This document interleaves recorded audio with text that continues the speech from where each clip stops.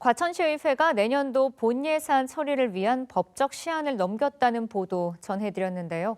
이후 예산안 처리를 위한 원포인트 임시회를 열어 내년도 예산안을 의결했다는 소식입니다. 이창호 기자의 보도입니다. 지난 21일 과천시의회 2차 정례회 5차 본회의에서 예산안 심사 과정을 놓고 여야 의원들은 공방을 벌였습니다. 민주당은 논의되지 않은 안건 때문에 마찰이 있었다고 주장했고 국민의힘은 예산결산특별위원회 회의에 불참한 민주당을 공격했습니다. 어제 개수 조정을 할 때 야당 측에서 일방적으로 제공된 개수 조정으로 해서 좀 약간 마찰이 있었습니다. 어제 회의 전에 배포된 예산안에는 논의되지도 않았던 안건들이 올라와 있었습니다. 혹은 설명만 들었던 안건이 있었고요. 개수 조정 목록이라는 것은 삭감시키겠다는 게 아니고요. 의원님들하고 같이 협의하는 과정이고요. 그런 과정을 일방적으로 본인은 자기의 생각이 맞지 않다고 해서 참석을 불참을 하시고 회의를 그다음에 특위를 무력화시키시고 하셨는데요. 그게 과연 옳은 일입니까? 여야 간 공방은 더불어민주당 의원들이 예산안 심사를 다시 요청하면서 일단락됐습니다. 이후 과천시의회는 여야 합의 아래 지난 24일 예산안 처리를 위한 원포인트 임시회를 열어 국민의힘 김현석 의원이 발의한 수정 예산안을 본회의에 상정했습니다.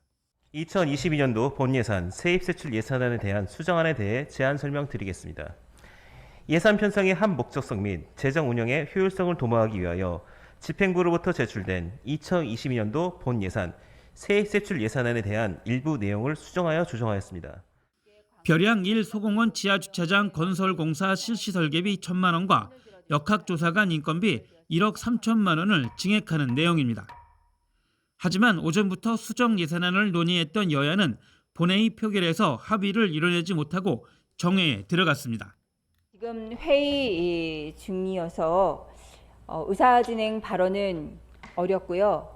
다만 오전 내 협의한 안건이 협의한 상태대로 이루어지지 않고 있기 때문에 정회를 좀 해야 될 것 같습니다. 협의안에 대한 변화 내용을 의원들 간에 다시 논의하기 위해서 정의 시까지 정회하도록 하겠습니다. 정회를 선포합니다. 1시간 반 동안의 정회가 끝난 뒤 여야 의원들은 다시 회의를 진행해 수정 예산안을 의결했습니다. 표결 결과 찬성 7명으로 과반수 이상 찬성하였으므로 의사일정 제12항 김현석 의원 발의 2022년도 본예산 세입세출 예산안 수정안은 가결되었음을 선포합니다.